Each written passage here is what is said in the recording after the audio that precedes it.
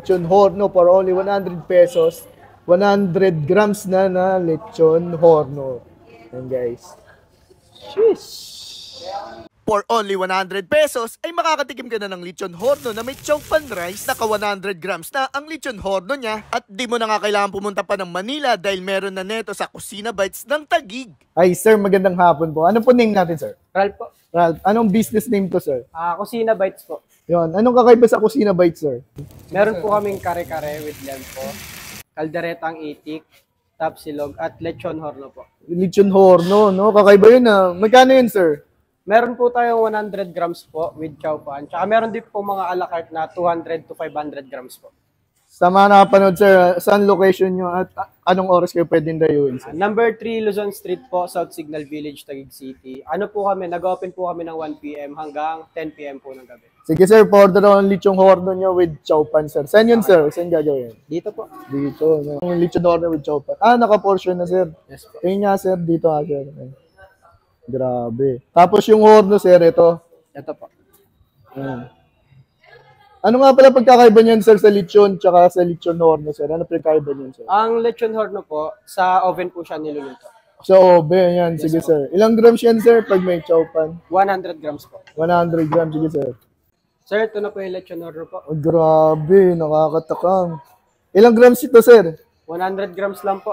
Titimbangin na po natin. Sige sir. Titimbangin pa pala yan sir. Paano pag vlogger ako sir? Wala pong vlogger, sir. 100 grams lang po talaga. Ayun. Titimbangin na ni sir. Ang lagpas ah.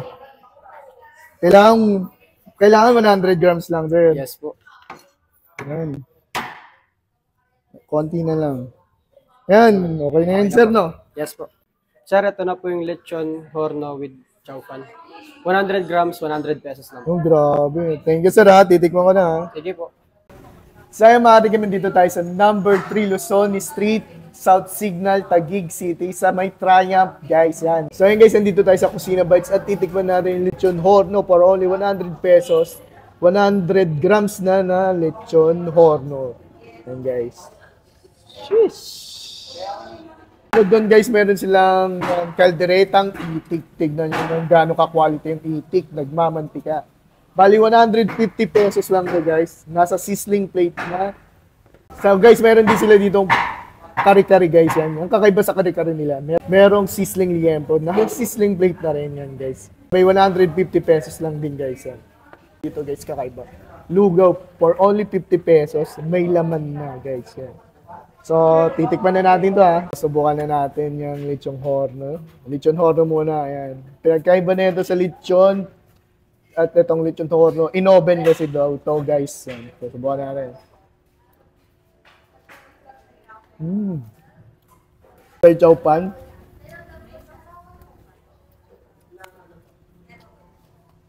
Sarap ha. Panalo na sa 100 pesos. Grabe guys, hindi mo akalain merong gando pala sa Taguig, no? Grabe, sobrang sarap ng lechon horno nila sa chow pan. Panalong panalo. So, tikman na natin yung kare-kare nila dito guys. Ang kakaiba naman dito, meron sizzling liempo for only 150 pesos. So, subukan na natin yan guys.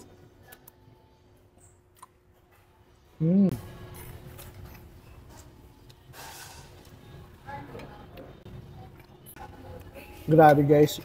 Yung sauce ng kare-kare, hindi naman matamis pero malalasama yung peanut guys. May malilit na butil lang peanut guys pero hindi naman nakakaumay. Subukan na natin sa homemade ang lamang guys. Yan.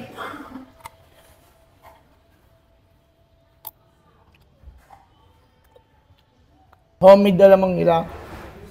Magiging complement sa kare-kare nila. Sulit na sa 150. Guys, meron din silang lugaw dito. Ayan, meron ng toppings. 50 pesos lang to. Di mo akalaan 50 pesos lang. No? So, subukan na natin. Isa pa. Yung timpla ng lugaw niya, swak naman sa panlasa ko, guys. Ayan. Abay, malagkit yung gamit. Ewan ko paano pa kumikita. No? Malagkit pa talaga literal na gamit nila dito. Eh, no? Quality na lugaw. Subukan natin yung mga laman.